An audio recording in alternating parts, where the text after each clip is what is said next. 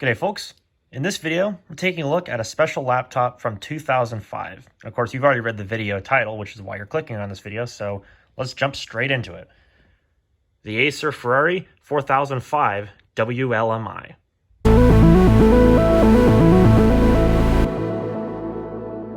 Before I start, I want to preface that a lot of the information I gathered for this video came from fellow YouTuber LGR with his video on this exact model of laptop, which mine's not nearly as complete in some areas, but I still got a lot of the information from his video, so if you want to watch it, go check it out down below in the description.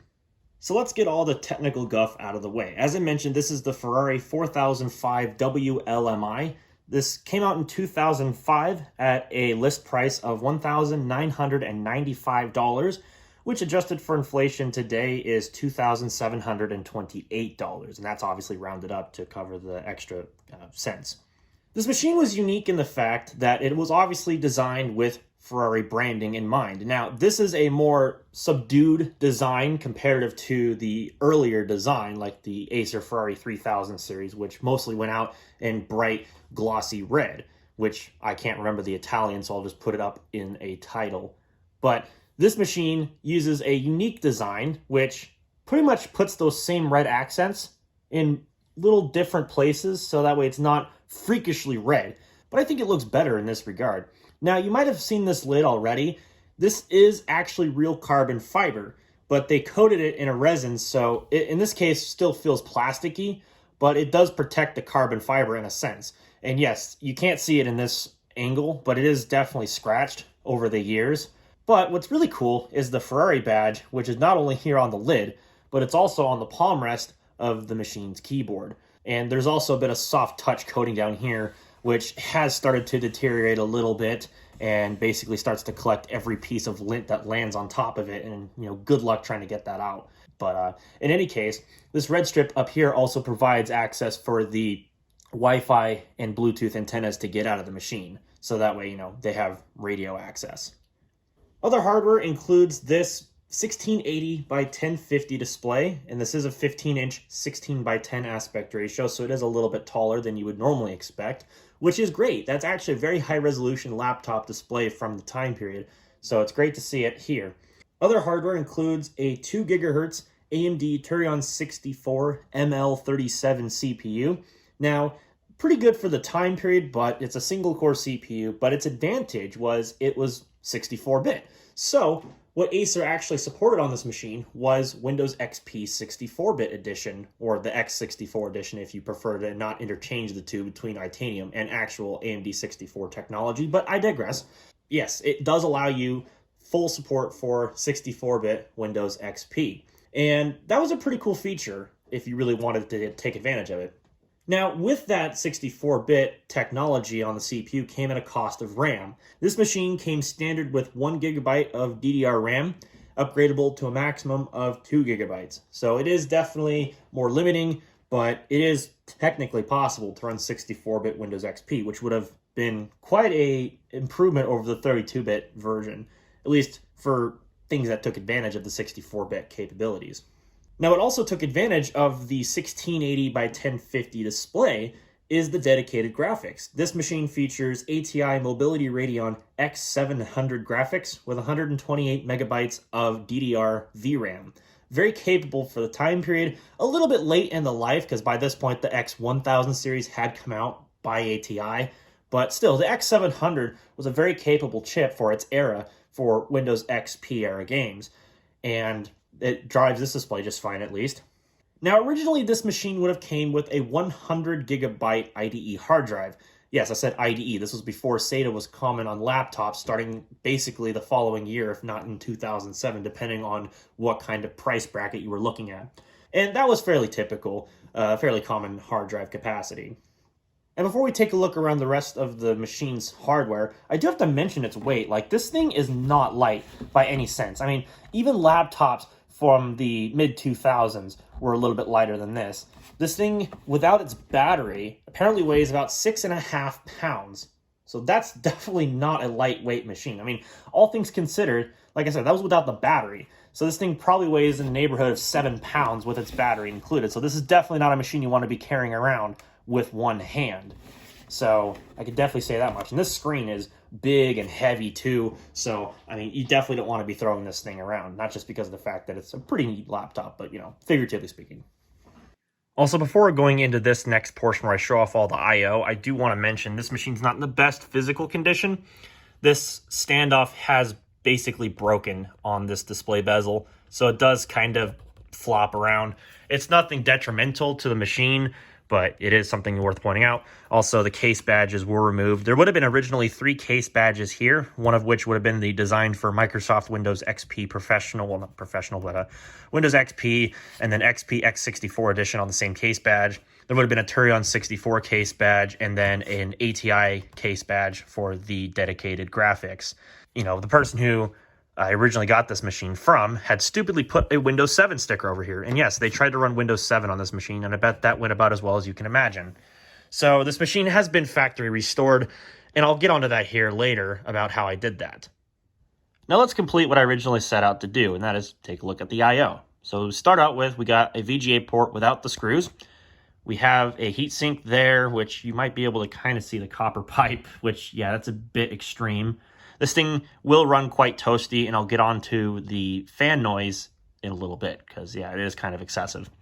We do have Ethernet and a modem, fairly typical of the time period, a USB 2 port, an IEEE 1394 port, otherwise known as FireWire for those people who like to use the actual term, and a PC card slot with a fitting red blanking plate, which is basically nothing more than just a filler. It's also kind of small, so, you know, it doesn't really... Anyways. On the front, we do have 2 speakers, one there and one over here by the wireless radio buttons. They don't sound very good. They tend to be a little tinny, and maybe it's just my unit, but they don't sound very good at all. They don't really have any low end whatsoever, as you'll soon hear when I turn the computer on.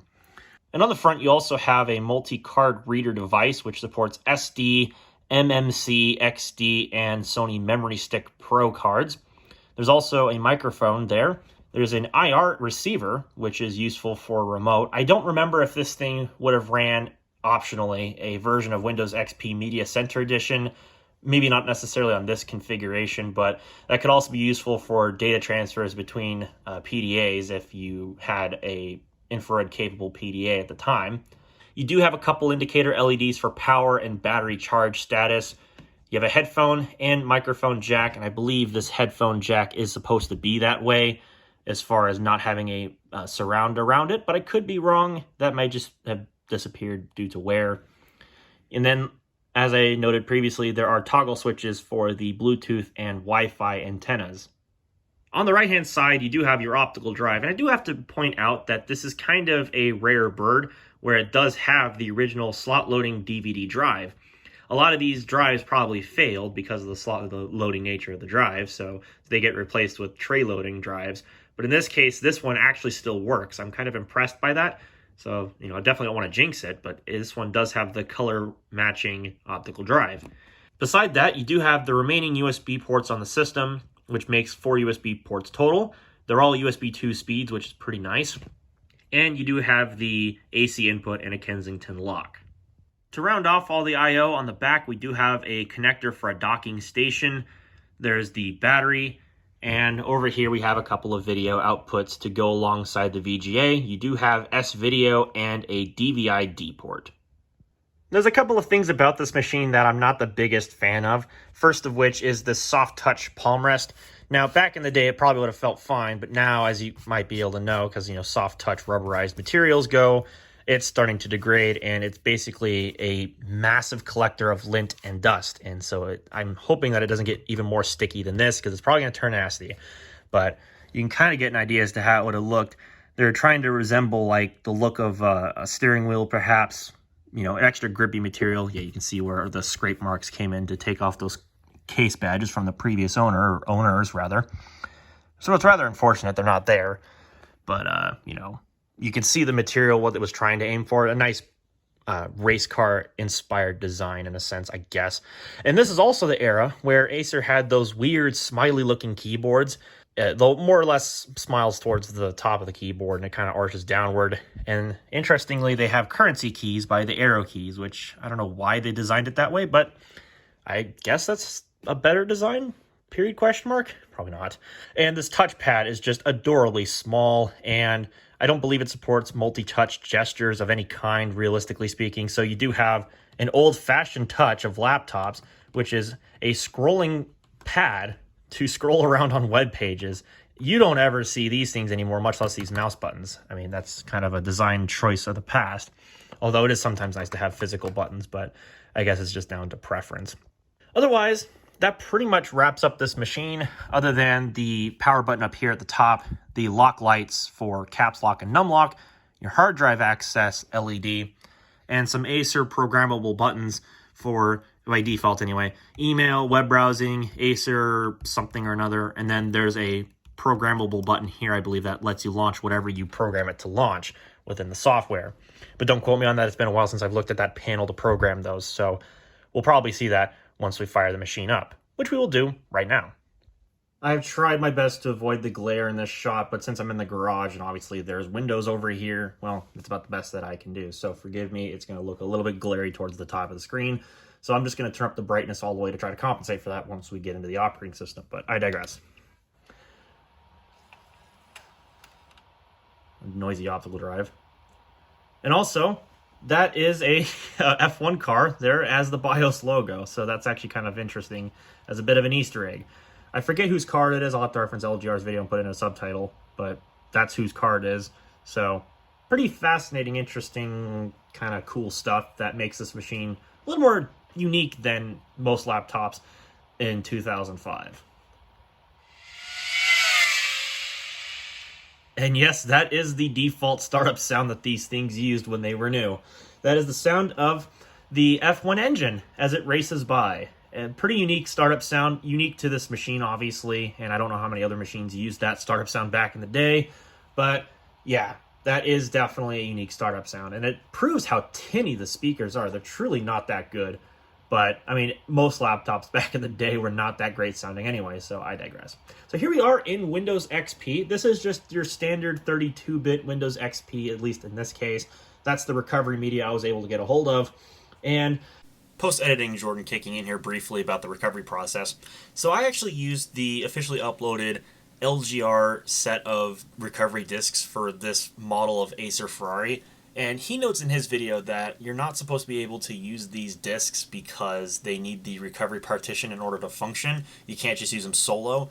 Well, interestingly, I actually got them to work on this machine without that recovery partition because obviously I noted earlier in the video that my machine had already been formatted with Windows 7, which obviously I wanted off that machine. And yet the disks worked just fine. I never had any problems with it. The only quirk that I remember noting, and I just thought about it as I'm editing this video too, the machine actually installs Windows XP in FAT32 mode, which I find really bizarre. I don't know if it was that way from the factory or if it's just a quirk of not having the recovery partition, but do note that it might install Windows in FAT32 mode. So perhaps maybe the recovery software tried to redo the partition in some way or another, I don't know, and it just made the whole entire Windows volume a FAT32 volume. So you may have to consider converting that somehow to NTFS should you go forward with that. So I guess if it even works for you in the first place, take precautions. So anyways, back to the video. Yeah, this is basically what you would have gotten back in the day, obviously minus the MyPal browser because, well, that did not exist back in the day. Obviously, you would have had full-fledged web browsers because XP was still the mainstream operating system. But I guess before we get too carried away, let's go ahead and go into My Computer and then Properties.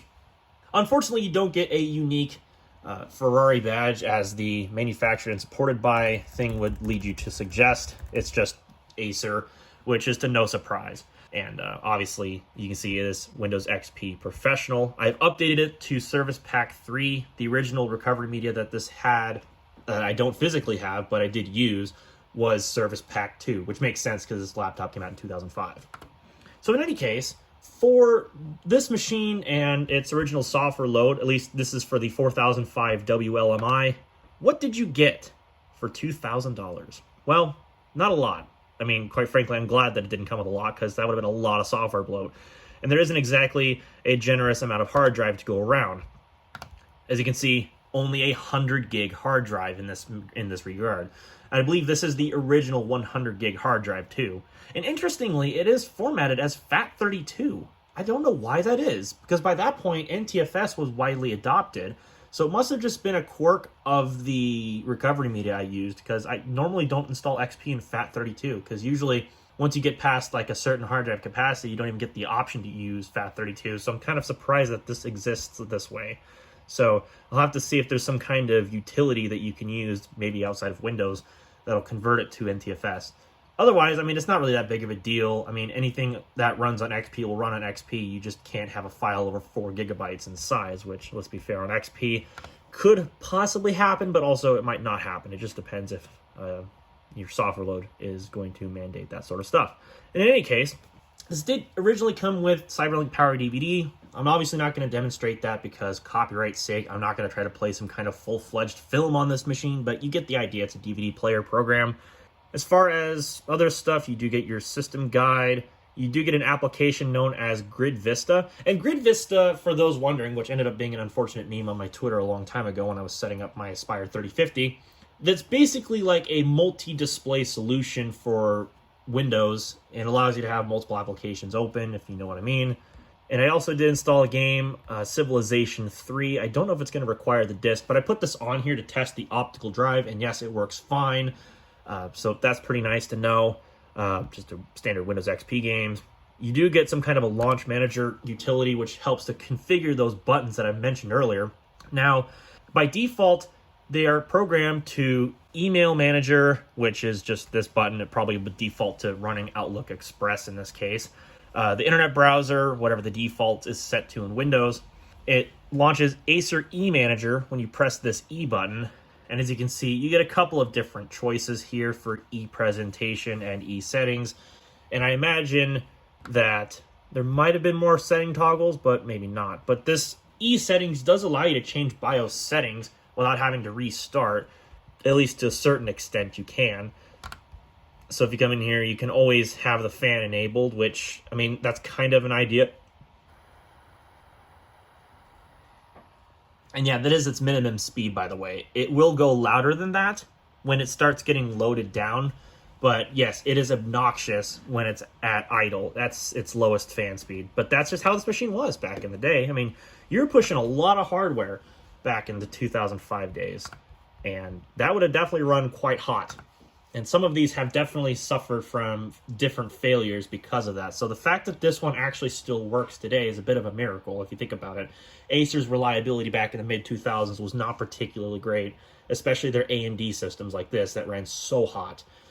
But anyways, moving on, taking a look at some of the other stuff that's on here. You did have a copy of NTI Backup Now 4, which is self-explanatory, did backups.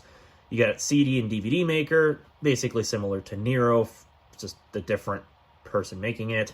Apparently you have Print Me Internet Printing, which I'm not sure what that's supposed to be, but that did originally, ship with the machine. I don't know why, but it's got something to do apparently with Acrobat, which this does have Acrobat Reader 6.0, and you do have a AV sort of thing for the Realtek audio. Oh God, what is this? I've never actually opened this. That looks straight out of 2000 with like Windows Media Player 7 on Windows ME. Like that is like legit terrible. I don't know who would actually want to use that. I was expecting it to be like a equalization thing, but maybe that's down below on the system tray. Yeah, it's down here. Yeah, this is what I was expecting to come up, was this control panel, which does give you options for auto gain control, voice cancellation, a software equalizer, controls for the SPDIF output, which is basically the headphone jack, and some microphone stuff, and some other generalized settings, including the DirectX version in this case, which has been updated since I've run that update myself. So that's pretty much that. And otherwise, it was fairly bare bones. Like, they didn't load it up with a bunch of bloat, and it runs pretty well, all things considered. Even the idle memory usage with Service Pack 3 and effectively no updates, which I'll get onto that here shortly, we are idling roughly around 200 megabytes of RAM being used. That's pretty good. Not brilliant, but pretty good, pretty acceptable. And of course, as you can see, this machine has been maxed out to the complete 2 gigs of RAM. These will not take any higher, by the way. Now, there has been a utility that's come out that allows you to install updates on Windows XP still, and this is especially useful because the automatic updates no longer work on XP as part of the whole SHA-1 discontinuation from late 2020. So you can't just straight go to the Windows Update site anymore using Internet Explorer, which will start to load. As long as you have Internet Explorer 8, it will work. Yeah, there's the Microsoft page trying to load. But in some cases, you'll get stuck in an infinite loop now, just like Windows 95, 98, and ME. It'll just sit here and loop forever because it was intentionally programmed to sit there and infinite loop the system, which is kind of sad. But that's kind of the reality of Windows XP these days. Same thing pretty much goes for Vista. You can't check for updates because you'll just get an error, and you can't get updates. So there's supposed to be utility with a bunch of different files to try to get things working. This WUMT. You might have seen this video on YouTube, which basically allows you to get around the SHA-1 updates and download them from a separate WSUS server, a proxy server, basically. But unfortunately, in this case, I can't get the utility to work because it just says interface not supported. That's it. That's all I get. So unfortunately, I don't like to take this machine on the internet because it doesn't have all the security updates. And, well, generally speaking, putting Windows XP on the internet these days is a bad idea, especially since, number one, antiviruses are pretty much not going to put up-to-date signatures on these things, although I think they still do for Vista, but don't quote me on that. But also, just generally, you don't do that. But I do have MyPal, which does actually work on this machine. And I believe it's based on Firefox 68 code, or Firefox Quantum, whenever they released that version, which has the better rendering engine and everything. And I've tried it out on this machine, and it seems to do a pretty okay job at browsing the web. I've been able to go onto YouTube, I was able to load a video up just fine, and it worked pretty well for, let's be fair, a single-core Turion 64. In fact, actually, let's do that now. I'll try to load up my YouTube channel. There's probably going to be something in the YouTube thing here, so we'll just go load my channel up because I just poked at a video randomly. And this is about what you're going to expect as far as modern web browsing performance is concerned, at least if you stick with XP. YouTube just tends to lock up the CPU. As you can see here, it just hangs it up, and it's very slow to load. There's a lot of stuff for it to load, but it does get caught up eventually, as you can see. So, yeah, there's YouTube. It has a bit of font rendering issues, but that's just because Windows XP, and for that matter Vista, don't quite support the true type fonts that modern websites and browsers use, but at least it's able to render the website, in any case, at least for the most part, properly. So I guess let's just go pick a video, for example, and we'll see how long it takes to load. And at this rate, you might be wondering if it's a speed issue with the internet. Well, not necessarily. I'm going to mute this for copyright sake. It's more or less down to the single core processor that's just getting 100% slammed. And that's just how it goes with a lot of these older Windows machines from the day. One core.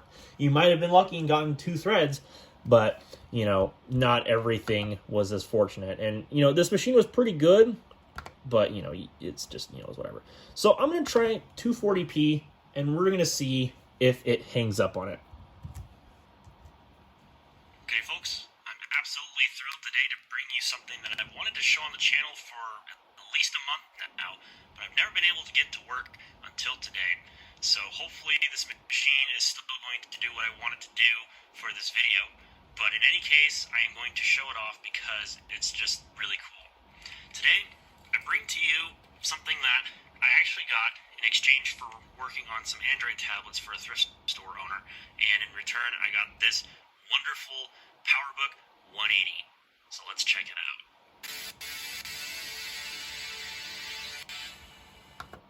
Yeah, the speakers are not very good, as I've reiterated over and over again. Very tinny, basically no low-end sound, and you can tell YouTube is struggling to play, at least at 240p. Imagine if there was some way to download these videos and play them locally, it would probably do pretty well. But the problem is that the GPU just does not support the kind of acceleration that's necessary to play these YouTube videos. And it might also just be because of the fact that it's running some ancient driver, because I haven't really run any updates on this thing other than Service Pack 3, so it might be running on the original ATI driver, come to think of it, and that would probably explain a lot of my problems. So if I go to adapter and then go to properties, yikes, yeah, we're running a driver from May 3rd, 2005. So I imagine, let's go do another web browsing test. Let's go to AMD support site. Let's go see how long that takes to load, just for kicks and giggles. And the keyboard's all right. It's a decent keyboard from the mid-2000s, so expectations aside, you know, for the time period, it was pretty good, and I could still get by with it should I have to use it, but, you know, it wouldn't exactly be the most brilliant. But yeah, I loaded AMD's site pretty well, and it's chugging along, as you'd expect. So let's see, if I go X7XX series, which is basically what this is, AMD kind of just collaborated them all together into one big driver package. And then if I come down here to Windows XP, you can see it tops out at driver version 10.2, which is not unexpected because a lot of the X whatever series, and for that matter, the X 1000 series, all stopped at driver version 10.2, particularly the X1950 Pro, I can think of off the top of my head, also stopped at driver version 10.2. So I could theoretically update the drivers, and perhaps that could actually fix the YouTube playback performance, but honestly, I doubt it. Like, I can't imagine it's going to do much good. And also, I don't have up-to-date .NET frameworks because Windows Update's broken. So I'm going to take care of that later, because I probably got to download .NET 3.0 or 3.5 or whatever. But you get the gist of it. Web browsing works with MyPal on a machine this old, especially if you have at least 2 gigs of RAM like I do, and you keep your background processes fairly slim, and it gets by. Like, it's totally usable. Would you want to use it on a long-term basis or even on a short-term basis? That's up to you. But theoretically, at least for now, you could technically do it with a machine like this. I mean, I don't know. I wouldn't personally do it just because it's not logical to take a Windows XP machine on the internet like that. But, you know, I guess it's down to preference. So with that, I'm going to go ahead and turn off the Wi-Fi, since I don't want to leave that running and potentially opening up my network to a whole host of security risks. But I wanted to explore it for this video. And otherwise, I wish I had more games to demonstrate for this video. I don't know where they all are at, but I definitely would like to try out some games on this machine. I think before I do that, though, personally, I do want to repaste the CPU and the GPU to make sure that they have fresh thermal paste, because it just makes me feel a little bit better about myself wanting to push these things, because they will run quite hot. Like I'm mentioning, you know, the idle fan speed, you know, it's definitely not blowing hot right now. Like, there's a little bit of warm air, but that's about what you'd expect. But yikes, yeah, this thing, I don't know how well it would actually hold up if I were to run it with a, you know, 2005 thermal paste. So maybe that'll be an adventure for another day when I need to take this machine apart, which is probably going to be a whole delicate procedure because of all the fragile pieces, especially like the soft touch palm rest and whatever. And also, the battery in this machine is probably questionable at best, so you're probably going to cringe at me for doing this, but I'm going to try ripping out the cord. Oh, it actually did work, but I'm not daring to risk that because this battery is basically about done, and I don't need it shutting off on me. So, yeah. So while it does work in my unit's case for now, I don't dare want to try pushing it. But even so, battery life was not great on these machines. I could only expect like it would have probably lasted a few hours at best, and that's just because the fan was always roaring in the machine, as well as the high-resolution display, the dedicated GPU, and no switching graphics, and the CPU being of a relatively high-power nature back in the day. This machine probably did not have great battery life, but comparative to, like, you know, a Pentium 4, yeah, this thing would have probably had better battery life, but a Pentium M would easily school this thing. But in any case, that's about all I have to say as far as the Acer Ferrari. We'll definitely hang on to this machine because, I mean, it's cool. It's a really cool machine. And for Windows XP, like, this machine is one of the unique ones that you could probably get a hold of, aside from some of the other unique unicorns out there. But with that having been said, I'm going to get out of here since I don't have anything else to demonstrate. So if you like what you saw, well, then you know what to press. If you didn't like it so much, well, then you also know what to press. Get subscribed down below. Click the bell so you don't miss when I upload new videos. And with all that having been said, thank you very much for coming to watch, and I'll catch you all in the next one.